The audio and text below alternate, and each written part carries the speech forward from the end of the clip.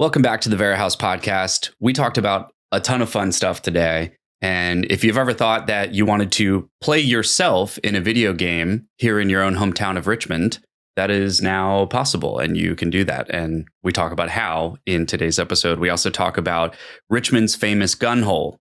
It's back. It's weird. It's funny. It's fascinating. It's interesting. We go into all the details on today's episode. And we also talk about a very interesting, sort of funny, but more so just fascinating story about this guy in the late 1800s who was in captivity here and the way he escaped. We'll tell you about on the episode. It's quite clever. We'll put it that way. Wild. Yeah. Today was a fun episode. It was a fun one. What else did we talk about? We talked about a Richmond man who spent hours drafting an 11-page conspiracy manifesto, which who's got the time? But he talks about all of these factual and actual happenings in Richmond and why he thinks they're a hoax, which is entertaining to say the least. We talked about clever shysters, which has become a reoccurring theme on the podcast. People that think they can steal some stuff and get away with it, but they always get caught. And we talked about leadership without experience or without expertise. You know, we talked about some examples like Rubin and Steve Jobs, people that have shown that they have the ability to lead and coach, but necessarily don't have the skills that the people that they're coaching do. So it's a different take on leadership and coaching. Yeah. And if you haven't subscribed, be sure to subscribe to this podcast. And we need Halloween costume recommendations. Yes. Throw some recommendations in the comments. If we like them, we'll wear them on the episode. Yep. And that'll be next week. So enjoy the episode. Thanks for watching.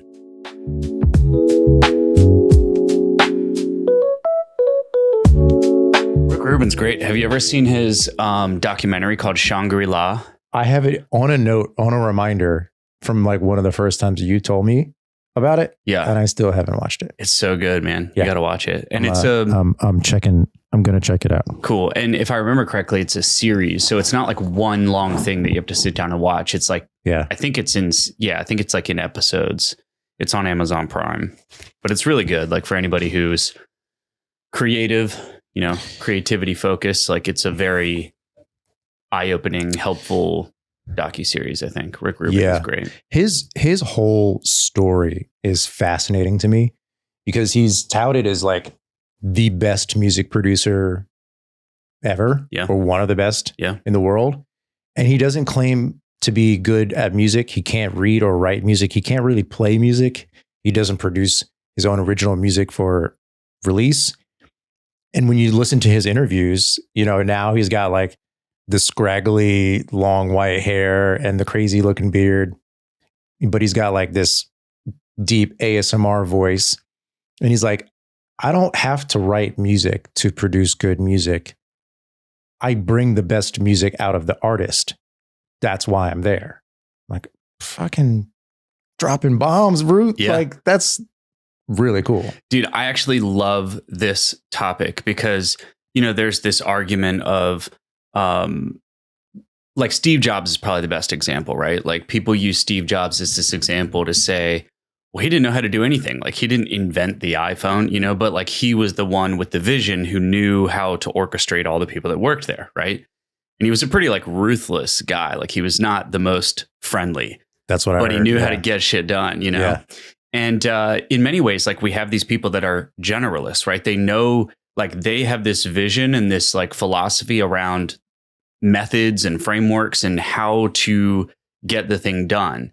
And I think Rubin is another example of that, and selfishly, I can't help but think of myself because like as a marketing consultant, I work with creators that have like millions of followers, right? Which is far more than I have. So like if we applied this stigma of, don't listen to people that don't have what you want. And there's like some truth to that, honestly. I've heard but that. It depends, right? But you have these kind of like these strong leadership figures that they are much better conductors than they are at doing the thing, right? They're a much better conductor. Like I've got, 250,000 people that follow me, but I'm helping creators that have way bigger audiences than me and teaching them things they don't know and trying to guide them in the right direction. And a lot of it's super helpful. I've worked with tons of them. Yeah. And like until you put them all together, Patrick Bet David, all these people, you put them all together, it's like 40 million plus followers across all these people. Mm-hmm. And you could easily look at me and be like, well, that guy doesn't have millions of followers. Like, why would you listen to him? So it doesn't always, you know what I mean? It doesn't always like square up that way. Yeah. And I think if you're interested in working with someone because they have a proven track record of bringing the best out of people, but maybe they don't have an example of their own version of that, or, their work is not up to whatever standards that you hold your work up to, it's kind of irrelevant. It's like, you're looking for like the tools and the coaching and the advice and like the techniques to kind of continue to push your brand or your audience or, whatever project you're working on, push that further along and like build it on your own. The perspective is different. Like the person that's coaching you doesn't want what you want. He's going to help you get the outcome that you're looking for by using methods and tools and strategies that work across the board. It's kind of irrelevant what your project is. That's usually what the telltale signs of like a good coach is like, here are some tried and true methods. I promise you, if you do exactly what I say, the way that I tell you to do it, you're going to get the result that we talk about you wanting to get. Yeah. Like we were talking off camera yesterday and you were saying you have a someone that you're working with that has a really good grasp on like social media, for example, but doesn't really execute that well. And you teach her how to do it. You show her how the exact process, you give her an example. It's like, these are the things that you should do for your stuff. And then you watch her do it and she does it a little bit differently. Like right there's the problem. As your coach, you're not listening to me. Yeah. And this is why when you do what you think I tell you to do, and you're not seeing the results that you want, it's like, well, you're not doing it the way that I'm telling you to do it. And it can be a hard pill to swallow because like as a creator and as an artist and as someone who runs their own business, you think you got your shit together. You think you know what you're doing. And somebody telling you that, you still have a lot to learn can be a hard pill to swallow for some people. Yeah. And Rick Rubin is like that guy, he's fantastic. Another person I think of, have you ever watched The Last Dance?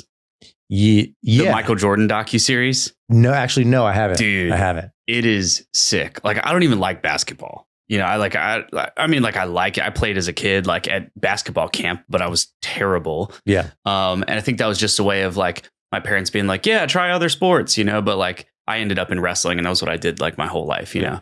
But my parents gave me a fair shot at like trying baseball, trying basketball, trying whatever. I hated all of them, I really actually wanted to play hockey, but I did play basketball a little bit. But with maybe a couple years ago when it came out, I watched The Last Dance, and the Bulls coach is another example of that. Somebody who like never played basketball. Phil Mickelson. Yes, thank you. Yeah. Never played basketball, and between him and Michael Jordan, like took them to multiple world championships. Mm-hmm. And that docuseries is awesome. There's no way you can't like watch that and be pumped like through the roof, man. Yeah.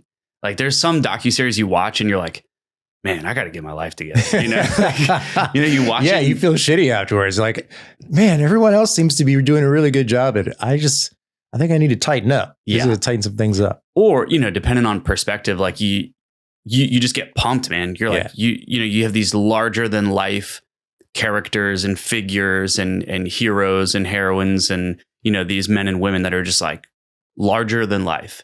And the idea is that they, inspire you and you're like, man, all right, now I'm ready to do something big, Yeah. And it's always the small stuff that holds us back. We care about what other people think. And it's like, oh, someone's going to judge me or whatever. It's like, just do it, man. Someone's going to judge you regardless. Yeah. Even if you didn't pay attention to it, people are going to judge you. And like, I'm speaking as someone who admittedly has a problem with that. Not a problem, but like I struggle with the perceived judgment, right? Like I'm imagining that someone is like having an opinion about whatever I'm doing. And it's like, as time goes on, I'm dealing with it less so, but it's still there. And, especially being someone who's in the public eye, right? I DJ and I play out in public and, we're on social media, we're on this podcast now. You kind of can't not kind of be aware of like being observed. Yeah. But you kind of have, you, especially as things grow, you kind of have to just let that part of it go. Cause I feel like that's like the ground floor. It's like, oh, what do people think of me? It's like, who gives a shit? Yeah. Like, you're still doing the thing that you wanted to do, and you're doing it well, and you're getting attention, and you're getting the feedback that you want. You're going to have some naysayers. If you don't, you're probably not doing the thing you want as honestly as you should. Yeah. And I think two things can be true at the same time, which is one, we all feel that way. And two, it can be a worthy pursuit to overcome that, and you never fully erase it. Like we all deeply care about what people think of us. It's human nature. Like at the top of the list of things we want is like recognition and validation. And the only way we're going to get those things is by putting ourselves out there, Mm-hmm. Not even put yourself out there in a public type of way, but even just to get recognition and validation on a personal level from a loved one, you got to open up. You got to like put yourself out there and kind of stick your neck out there and be vulnerable and be open and, have open conversations and stuff to get that like true inclusion feeling. But also in a public way too, it's a worthy pursuit to, in some ways overcome that sense of like, oh, what are people saying or what, or whatever, right? Like, we got this viral video right now and there's people with all kinds of silly comments and, talking about my jeans all torn up and stuff. And like, I actually think it's funny, and you just brush it off. Cause it's like, man, people want social media to be serious. And if you take it really serious and you take everybody's opinion as like, fact, and you take everybody's opinion as like an insult and stuff, then it bothers you. But if you just laugh it off just like everybody else does, it's like, you're in on it, it's like you're part of it rather than being like the butt of the joke, it's like, who cares when you just laugh it off, Yeah, man. I remember, and it's been a while, but I remember like when I would put something out there, or I would put out a mix or something like that, when you could put out a mix and get a lot of feedback on it, I'd put out a mix and be like, I'm just anxiously waiting by the phone for like the little red heart, like the little red dots to pop up, and like someone listened to it or someone left a comment, and what did the comments say? And I'd read all the comments, and same thing about a post on Instagram, and just seeing what was going to work and if people were engaging with it in a positive way, because you don't want the negative comments, but if you're not, and especially if you're not used to it, it's like, my world is over. People don't think I'm that great or whatever. But then you get the negative comments, and then you get like a equally negative and positive comments. Like, okay, well, and then you do that over and over and over. And then you've got, a handful of posts or whatever, and their comments are good. There's comments that are bad. It's just kind of the nature of it. Yeah. And it's like anything else. There's a quote that I like that fear is a mile wide, but only an inch deep.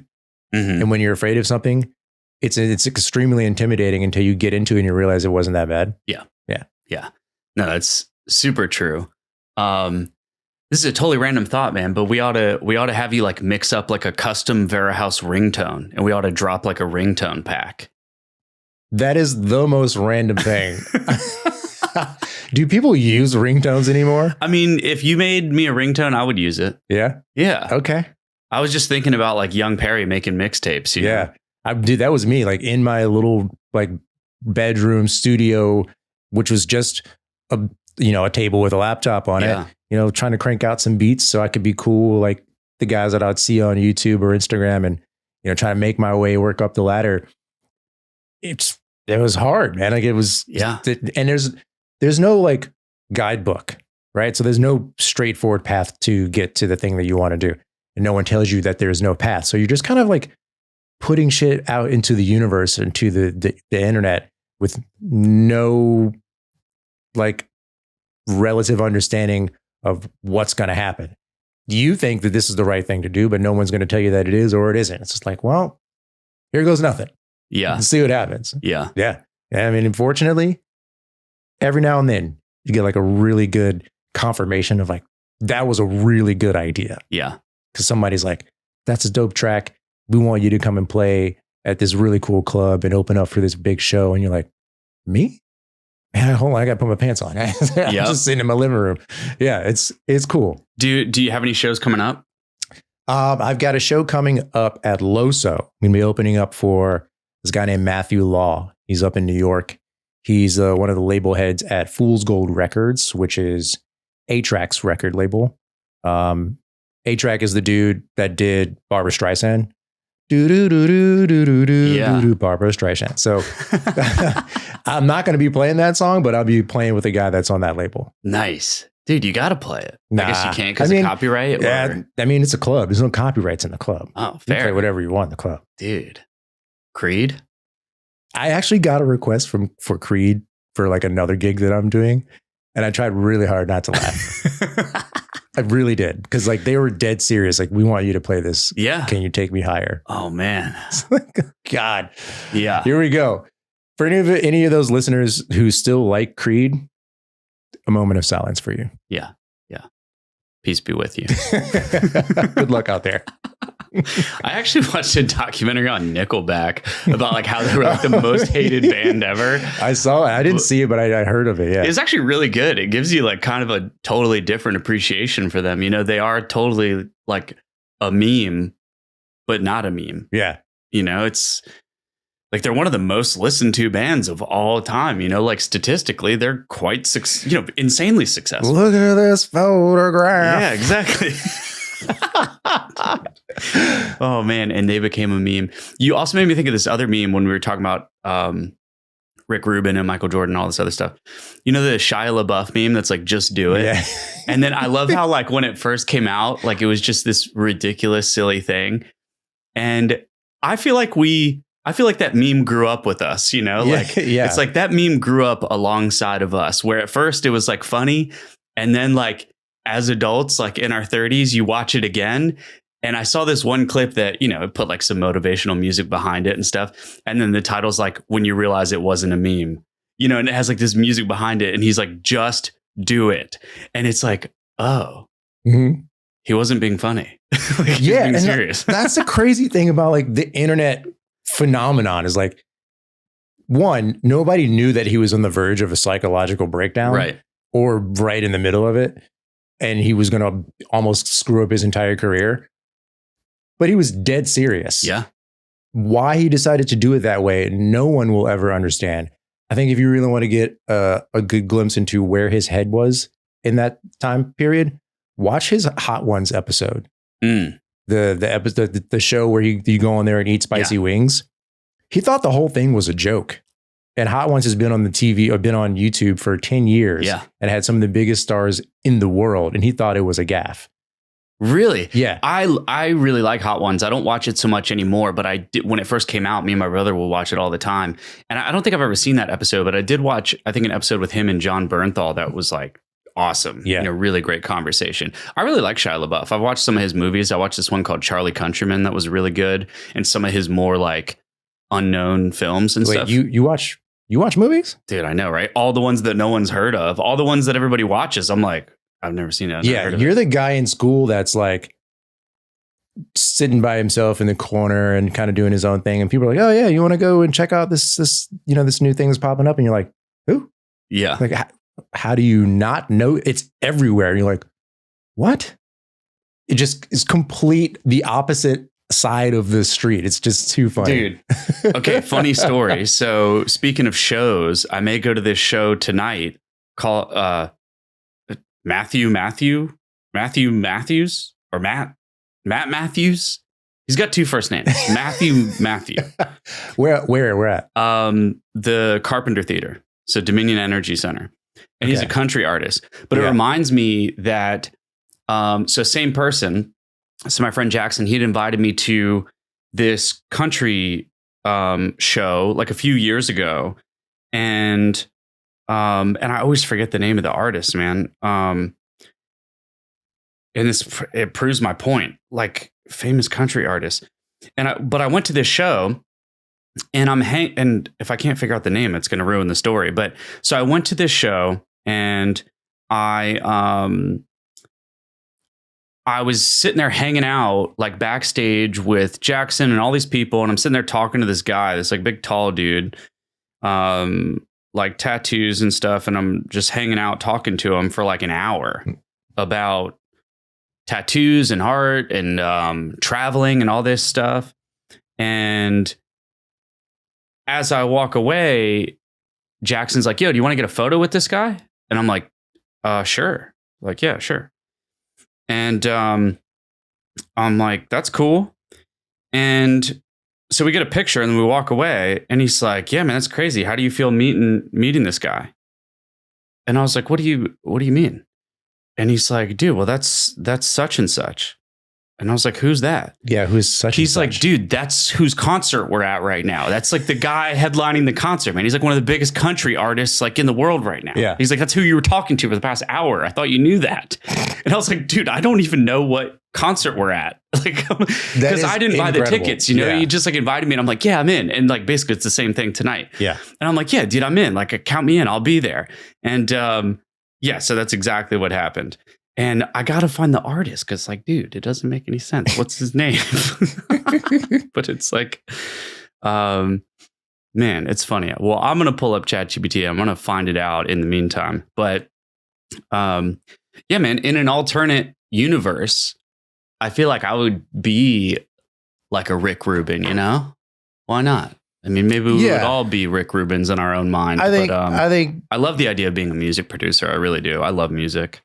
And that's the thing, man, is like Rick Rubin's being public about his take on being a music producer changed the perspective or like people's perceptions on what it means. It's like, okay, because I produced music. I've produced like films. I've produced commercial pieces of music. I've produced lots of different types of media. But to me, that means like sitting down and either organizing it and coordinating it, filming it yourself, and then editing it, and then delivering the final product. That to me, that's producing it because it's now a product and you can view it and watch it and hear it and whatnot. But Rick Rubin is a producer in a different way. He doesn't hands-on anything. He's more like just the coach. He's like the moral support. He's like the guy that makes sure that you get it done and like you produce the best version of whatever you're working on, which is like, it's great. It's pretty cool. I think Sam Hunt. Is this the guy? Sam Hunt, the artist, like the musical artist. Yeah, he's like a country artist. Going back to what I was talking about. Let me just look up a picture and confirm. But this is what I'm saying, man. Like, there's something about like current pop culture that somehow Sam Hunt. Okay. So yeah, Sam Hunt, Grammy nominated American singer and songwriter. Country music. Like, yeah, on Instagram, guy's got, how many? I don't even know. A bunch. Yeah, 3.3 million followers. He's like one of the most popular like country artists. I was hanging out talking with the guy for like an hour. I had no freaking idea. But I don't know why that's the case. I do know why, because I had, like my upbringing was a bit different than maybe the average kid. So it took me to be an adult to like go back and be like, oh, I'm going to watch all these things. Like I still haven't seen The Matrix. And now I'm at a point where I'm like, okay, I got to make an event out of it. Like I'm like, all right, if I'm going to watch The Matrix, I can't just like throw it on a random Thursday. Like I got to build a shrine and like do like a drive-in movie theater in my own backyard and like make some pineapple sangria and, get like a fleece robe and like make a night out of it. I got to watch The Matrix. I mean, you definitely need to watch The Matrix. Not only because you haven't seen it and it's an incredible movie, but I think that's like one of the main reasons. But it's also the subject of a lot of like conspiracy theories and a lot of talk about religion and science and the future of mankind and all this stuff. And granted, it was just a brother and sister with a really cool idea and if you look into the story of how it was made, it's a cool story too. Like they struggled to get the movie made. They went back and forth with studios and producers and couldn't get funding. And then not only did they get funding, but they pioneered filmmaking with like the bullet time where the shot where Neo's like falling back. Yeah. They had to create that from scratch. Yeah. And I just watched a documentary on how they did that. No one had ever tried it before. And they like set the benchmark for people trying to do it forever. Like just with that one movie. So it's an important piece of cinema in that regard. Yeah, it's like iconic. Yeah. But it's also a really cool story. And there's a bunch of sequels. I think you would dig it. I know. Like, what am I doing, man? I'm just slacking, man. You want to hear a joke? I mean, always. What's the difference between a conspiracy theory and the truth? I don't know. About 6 months. Yeah. I mean, give me 6 months and I'll either believe it or it's still a theory. Yep. Yeah. I'm going to tell that joke every 3 podcast episodes so that no one ever forgets it. Man, we were visiting some friends over at a new spa that's emerging in town, and we started to get into some conspiracy talk and just the overall, like, is it real? Is it not real? This ties into that. I think I sent you a clip of something where this guy's going off about the conspiracy theories. And I wasn't really that into it. And I think I'm slowly getting into it now, but I know that's something that you kind of like to follow and study. I just think it's fascinating because to me, I like to take the scientific approach. It's like, sure, man, you can be super passionate and convicted about whatever you choose to talk about. Show me the proof. Give me the evidence, documents, pictures, notarized statement, all that stuff. Because I could happily believe that most people are 50% lizard. Could 100% believe that most people have 50% lizard DNA. If you told me, I could get on side. But then I'm going to wonder, can you prove it? Yeah. Can you show me? I mean, if you can show me, then I'm all in. That's my thing about the conspiracy. Of course. I mean, look up the Nazca mummies, man. They're look it up. Look it up, dude. They're not lizard people, but they are very interesting, petrified, 3-fingered, 3-toed people. And they're very small. And like, this is a real thing, though. Like, there are real archaeologists. There's DNA samples on this. Like, this is a real thing. And Peru in general is a very interesting place. Like when you look at like Mayan history and Inca culture and all the stuff that's happening in that part of the world, and the Amazon jungle, there's really interesting stuff. Yeah, there is. And I like to entertain and indulge in some conspiracies because it's fascinating. AKA the truth. Okay, this is my point. Prove it. Yeah. I will believe anything you tell me if you can show me the evidence. Yeah. Right. But what if the evidence for all the truth that you have now is just propaganda? Prove it. Well, that's what I'm saying. They did prove it to you, but they proved something that wasn't real, maybe. So if you prove something to me that the evidence that was provided was false and I believe it, then to me that's true. Until I find out or am given or shown evidence to the contrary. Yeah. That's how science works. It is the truth until someone proves that it's not. Because otherwise, it's your word versus facts. Yeah. Right? It's just anecdotal. Yeah. Right. He's like, yeah, well, Area 51 wasn't real. They never had a military base there. And they used the downed alien craft to create modern commercial airliners. It's like, okay, I know that Area 51 is a place. I've seen it. There's pictures and there's documentation of it existing on the map as a military facility.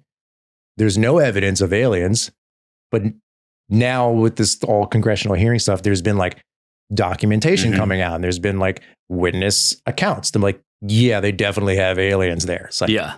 Well, can you tell us where? It's like, not exactly, but I can tell you that it's there and that is my word and you have to check my word, so on and so forth. So it's like, yeah, man, I didn't believe that there were aliens there, but that's irrelevant. There's the facts say otherwise. Yeah. Like that's my favorite thing about it is people who have like a really strong opinion or a belief and it flies boldly in the face of overwhelming evidence. It's like, all right, man, now you're choosing to ignore the truth. And that's a whole nother thing. Yeah. No, for sure. And, the truth is often somewhere in between the lines, Yeah. But aliens, is that what you're going to dress up as for Halloween? Maybe. I haven't thought about what I'm going to dress up. Because, dude, we got to make a decision because next week we record our Halloween episode. Oh, yeah. Yeah. So that way it comes out for Halloween. So for anybody listening, you can actually leave us some recommendations. You can click on the link in the show notes and you can send us a text if you have recommendations on what we should dress up as for Halloween. Yeah. Because we need to make some decisions. Need some good recs. Yeah. Good recommendations. But we're going to have a fun Halloween episode. It'll be a good one. Yeah.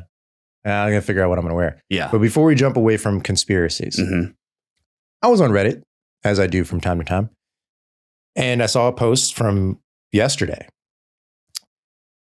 Someone got a manifesto of conspiracies that was left on their car in a neighborhood in the West End, or was left in their mailbox. It's an 11-page manifesto, and all the conspiracies in there are Richmond based. I just found that fascinating because sign me up. Who's got the time? I knew you would like this because as the more we talk about it, the more I'm like, okay, maybe I can get into some of this conspiracy stuff. Oh, this is cool. But it's actually kind of funny. And the comments on the Reddit thread are even better. But the beginning of the last page of this manifesto reads, for nearly a decade, Democrats and the cable news outlets MSNBC and CNN have lied about the following events. The events never happened or did not happen as Democrats and these two fake news outlets swore they happened. And being in lockstep Democrat, Abigail Spanberger did not say anything about them being hoaxes. We used Snopes to check the accuracy of these hoaxes. I'm not sure what Snopes is. And it's just a list of things that he says are hoaxes. Charlottesville, hoax. Springfield bomb, hoax. Arlington Cemetery, hoax. Russian collusion, hoax. Hands up, don't shoot, hoax. Jesse Smollett, hoax. It's just Russian bounties, hoax. Eating while black, hoax. NASCAR noose, hoax. Joe Biden will never ban gas stoves, hoax. I'm like, one, if this is the 11th page, I have to see what the rest of these are. Yeah. It just looks like he's naming stuff that happened and just saying it's a hoax. This is awesome. This is so funny. I will say, dude, have you ever seen the Joe Biden buys a shotgun thing? No. Dude, it is so funny. Some of this stuff like looks familiar, but honestly, I don't remember like a lot of this stuff. I don't either. It sounds familiar because I think a lot of this stuff was going on like during the whole COVID period. Right. And, but I remember there was just so many memes and stuff. And like, I just love meme culture. I find it so funny, man. Like I could care less about politics. It's two blades on the same sword, you know?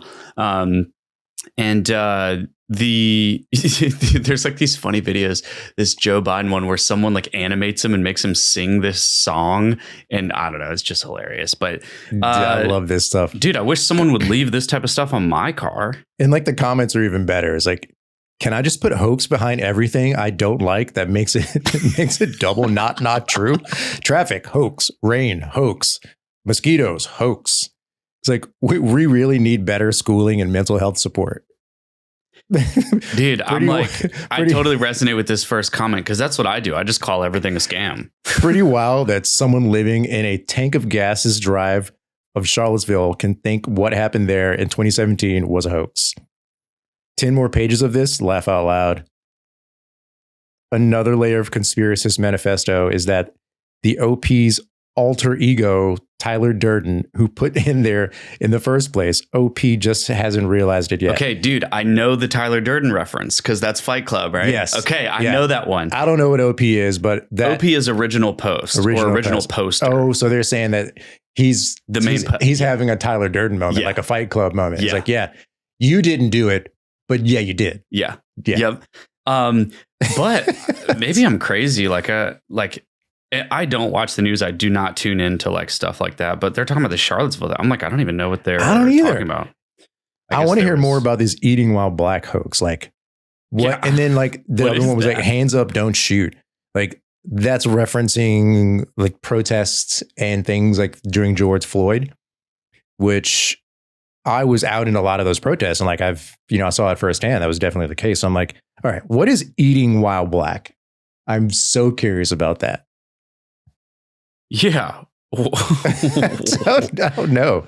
And it's funny because it's like, it's alongside things like NASCAR noose and Joe Biden will never ban gas stoves. Like this dude is clearly really, really focused on like this conspiracy stuff. It's like, yeah, we got to bring him on the podcast. Yeah, half of these seems like you're just pulling them out of thin air. Yeah, what is this? That's crazy, man. Well, whoever this is, leave some cool stuff on my car and I'll dig into it. Yeah, man. Leave a comment on if you see this. Leave a comment. We'd love to investigate. That's Francine disappearing hoax. Dude. So good. That's good. That's funny, man. People do crazy stuff. Did you see this video game, the Richmond video game? I did. I played it. Did you play it? No, I didn't play it. Oh, come on, dude. I mean, okay.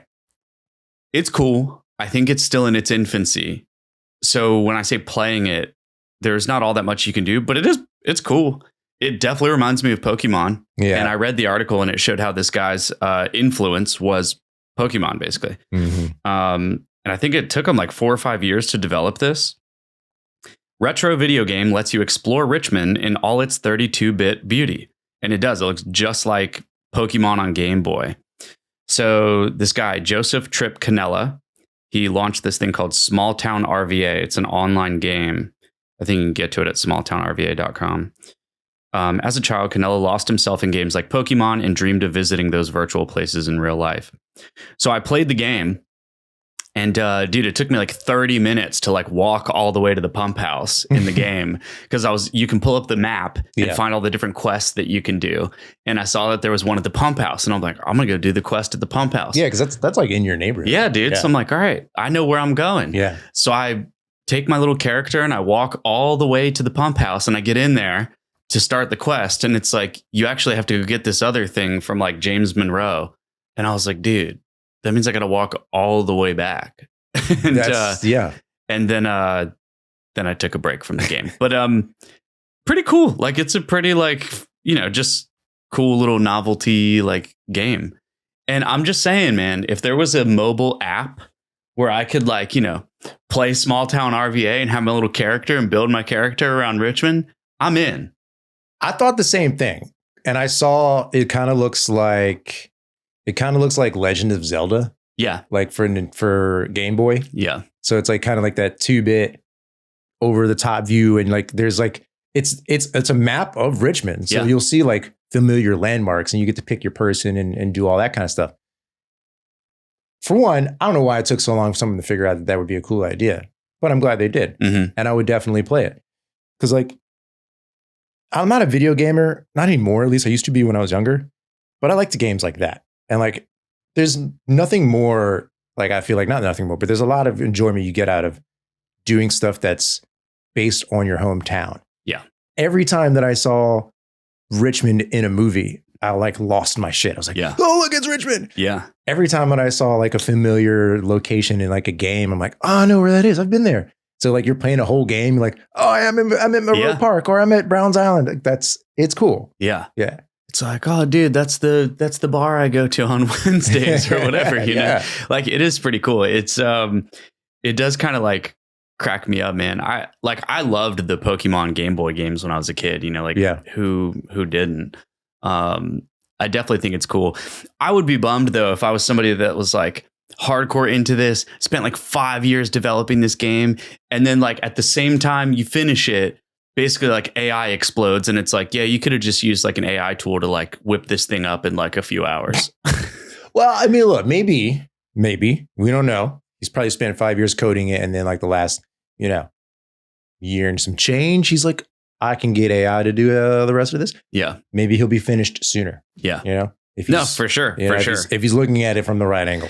Well, the question is like, how do you monetize it? You'd have to get some cool like local sponsors and brands. And like you can go into little shops and like, get coins and tokens and stuff that you could use in real life. You know what? Yes, that's exactly what I was going to say is like, if you in the game, like you're at the pump house, right? Or you're in Bird Park. If you go from Bird Park to Maymont Park, for instance, and you want to get into the zoo, you pay, your 50 cent, 99 cent in the game. And that gets you like credits at Maymont Park. Yeah. Or like you complete a quest or something, like save the llama and, and then you get like free entry to the Maymont or something like that'd be cool. Right. That would be cool. Like imagine if you play in the game and like you go to the store like you go to a fuel pump in Yeah. Carytown and you buy a coffee. Yep. And it's like $1.99 on the game. And like they split the cost, the guy that developed the game, and fuel pump gets a cut. But you go in there and it's like, here's my purchase receipt from the game. It's like, oh yeah, you get a discount on your coffee. Yeah. Yeah. Dude, it's a perfect time to mention our best friends. Oh yeah. I've got this 1911 alcohol removed premium small batch cider. Ooh, This is from good. Point Five, the official sponsor of the Vera House podcast. I like ciders. You know, like even when I was drinking, I would drink a cider. Yeah. You know, it's just like, especially if I wasn't in the mood to like, you know, I don't know, slam a bunch of beers or have a cocktail or something. Like I just grab a cider. I don't like them when they're super sweet. Yeah. I like prefer a dry cider for sure. Yeah. This one has a sweetness scale, but it made me think of this because, of course, if you go to verahouse.co/0.5, you get a voucher and you can take that voucher and go to 0.5 and show it to them and you get 10% off your next purchase. So yeah, they've really quickly became my like favorite spot for just different types of cool drinks, because there's a bunch of, you know, kind of specialty shops in town. And then there's, you know, like Whole Foods and whatnot. And they have some stuff, but 0.5 is like the concentrated, organized, all in one place spot for those things. yeah, you would have no clue that there's no alcohol in this. Really? It's that good. Yeah, that's always been my thing about non-alcoholic beers. As soon as I first started trying non-alcoholic beers, immediately I was like, oh, if I wasn't paying attention, you wouldn't even notice that there's no alcohol in it. Well, they came a long way. Let's not forget, before we started drinking non-alcoholic beers, there was O'Doul's. Oh, yeah. And O'Doul's is like someone's playing a practical joke on you. Yeah. It doesn't taste like a beer, and it doesn't taste like it doesn't have alcohol in it. That's fair. That's was definitely awful. fair. Now they've got like the IPAs, the non-alcoholic IPAs and stuff. Like those are great, man. What you got? I got Lyres. It's Lyres, Amalfi Spritz. So it's like a non-alcoholic spritz. The classic spritz invoking notes of bittersweet orange and Mediterranean refreshment. This is like surprisingly good, refreshing, but it tastes just like a spritz, like an Aperol spritz. Yeah, nice. Right?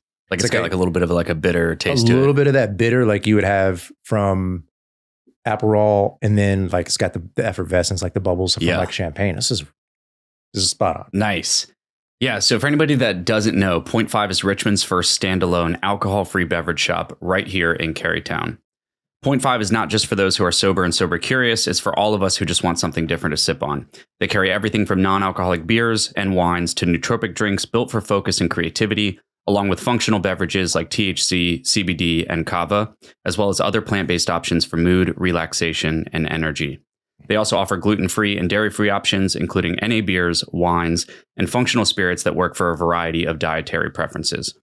So again, visit verahouse.co/0.5 for a 10% off voucher, and be sure to visit them right here in Carytown.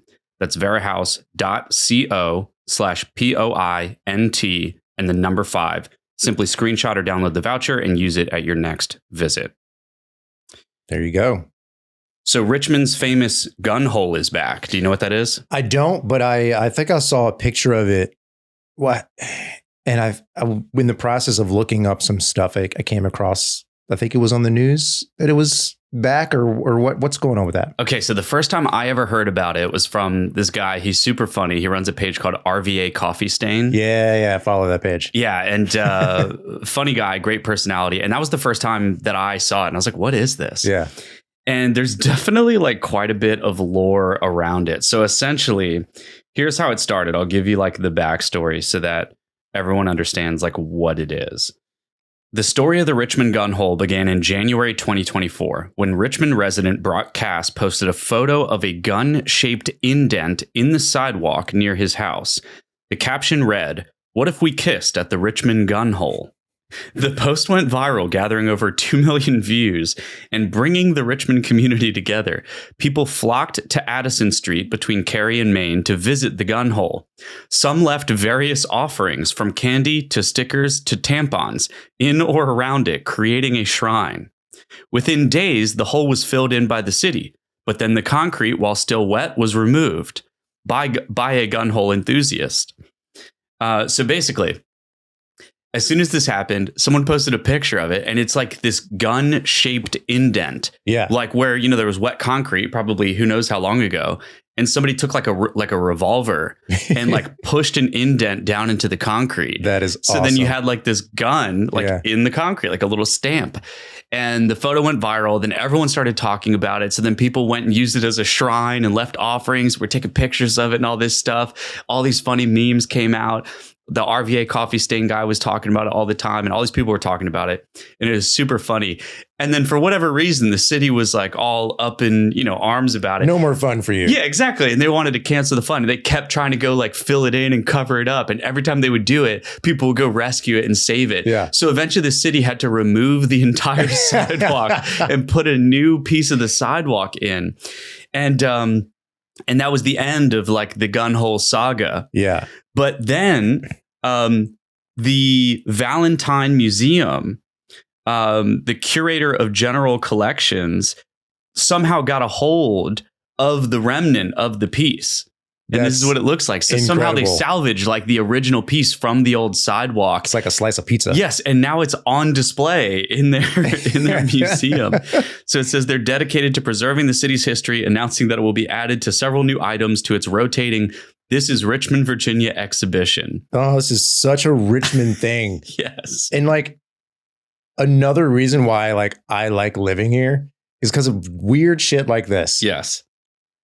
It's like, I don't know, dude. It's very funny. Yeah. And we have all these like the Richmond lore goes deep, man. It really does. And it's so like random and weird and funny, from the tank driving through Richmond to Francine the cat to like Richmond Vampire. Yes, dude. The cave or the tunnel collapse in Churchill.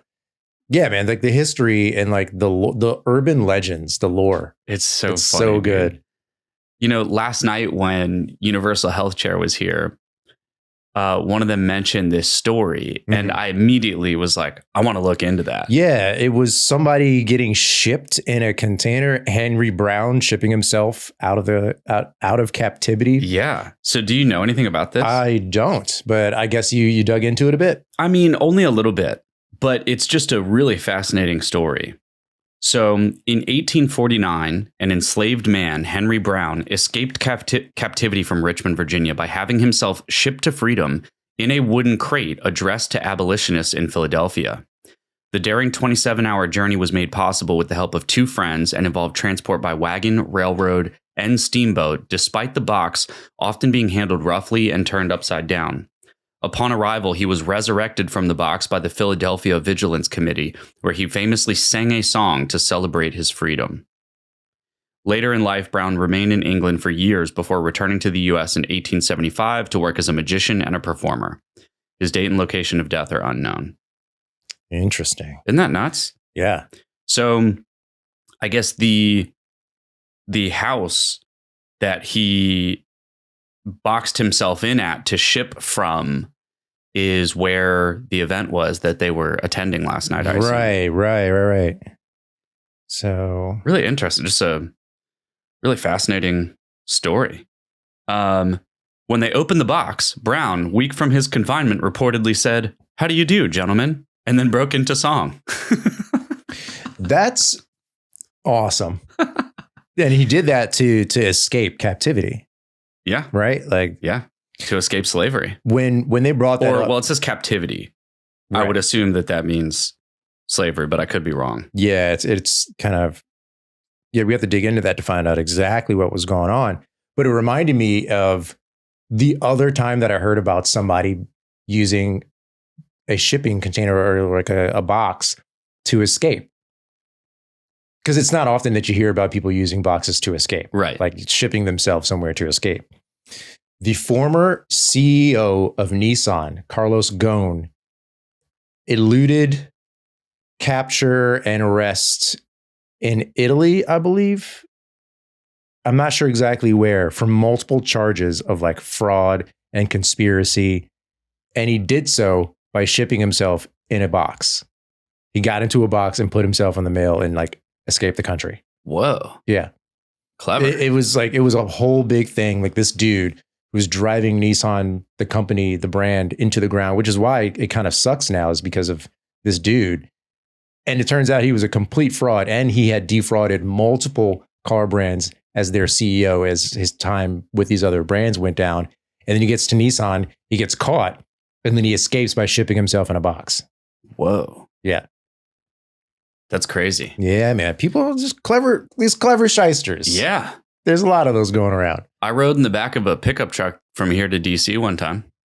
That's a long way to be in the back of a truck. Yeah. Yeah. It was freezing cold out too. Yeah. And I just had a sleeping bag and like zipped up the sleeping bag and just like chilled in the back of a pickup truck on the way to DC. Well, were you going to a concert? We were going up there. Honestly, I don't even remember, man. But yes, basically something like that. Yeah. I stayed in a hostel for like $15 a night, you know, or like $10 a night, Yep. even, you know, and, you know, went up there to cause trouble, man. That's pretty much it. I was on somewhat of a vacation with my friends, and we were going to Mexico, but we booked this Airbnb for 5 people, and with me, it made 6 people. Now we all fit in the car, but when we got to the villa or like the neighborhood in Mexico, my friend was like, "You need to get in the trunk." I was like, "Why?" He's like, "Well, we only booked it for 5 people, and I don't want them to not let us in because we're in Mexico." I'm like, "Yeah." And he's like, "I'd never been to Mexico." I was like, "You don't understand. We're in Tijuana. The rules are a little different here. So just so we don't cause any trouble, I hopped in the trunk, went in, and everything's fine." And like me, not ever being in Mexico, never been to Mexico, never been to Tijuana. I'm like, "Oh yeah, you know, just happy go lucky, just enjoying it." And sure enough, like that night, we go out to a club there, and you go like to the downtown area, and there's like people around, everything looks fine. But on the way back, we get stopped by the cops, and not like pulled over, lights and sirens. It's like 2 guys with machine guns at the end of the road stopping cars. Yeah. And they're like, "What are you doing here?" Like, "Well, we're on vacation." It's like, you have any money? Like, you have a little bit of money? It's like, "Well, give us your money, and then we'll let you go." So we had to pay these cops with armed, like with AK-47s at like 2 a.m. to get back to our Airbnb. Okay, that's sketch. Yeah. That's crazy. So meanwhile, I'm like, my friend's an idiot, and he's just making fun of me, which is why I had to get in the trunk. It's like, no, it could have been a legit problem. Yeah. I mean, yeah, that's wild. Yeah. I've only had 2 like kind of small similar experiences. Didn't have to pay anybody off, but when I was in the Dominican Republic, I remember being there, and like the security guards around the villa that we stayed in, basically just guys in t-shirts with sawed-off shotguns. And I was like, whoa, we are not in the United States. No. It was pretty crazy. And then one time I was on a cruise, and me and my friends were in the Bahamas. And when we got to the port in the Bahamas, my buddy was buying weed, and somebody sold him like a bag of just like tree bark or something. And totally ripped this guy off. Yeah. He was like, "Yeah, man, I got you. I got the good stuff," and just sold him like a bag of like dirt. Yeah. And so like he gets back on the cruise ship and like opens it up, and he's like, "What the hell is this?" Dude, it's like that over there. We went, so we were in Mexico. We're in, Tijuana, and my friends we went to like this shopping market area, and just like wall to wall shops. So it's like outdoor, like little tent booths. And it's all touristy stuff. It's like the blankets and like fake jewelry and necklaces and t-shirts and stuff like that. It's mostly junk. It's mostly junk. And like they can like custom write your name into a ring for $5. I'm like, all right, sure, I'll do that. Yeah. 3 weeks later, your finger's green. That type of thing. Or missing. Or right. And my friends were like, I think we're going to try and find some tequila so we can, take it back to our Airbnb.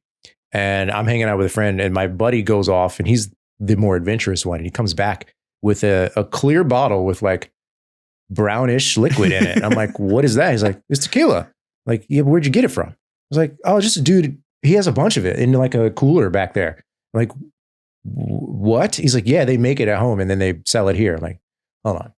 They make tequila at home?" He's like, "Yeah, it's like bathtub tequila." And I tried some. It was delicious. good chance that there was zero tequila in it. Maybe. It's just like sugar and water. It was, that's just how they do. That's how it goes, man. I mean, it's funny, like being alive today, because we forget that like that's how things were made, like people used to make stuff. And now, like, Big Daddy Corporate makes everything. We don't make anything, like like nobody makes anything anymore, but Big people used to make their own.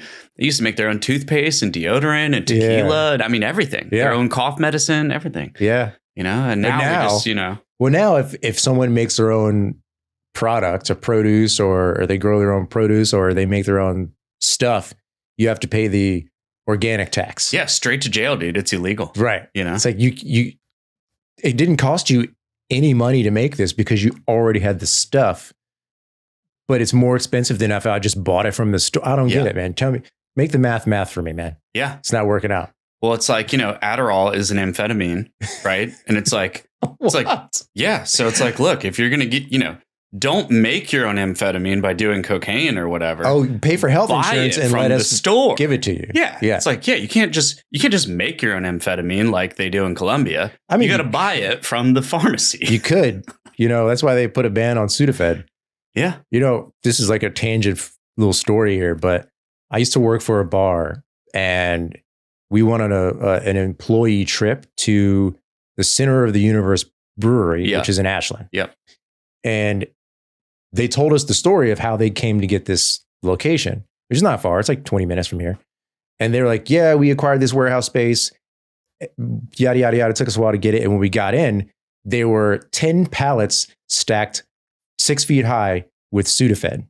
Whoa. And they were like, well, we didn't buy Sudafed. We bought this warehouse. So what's up with this?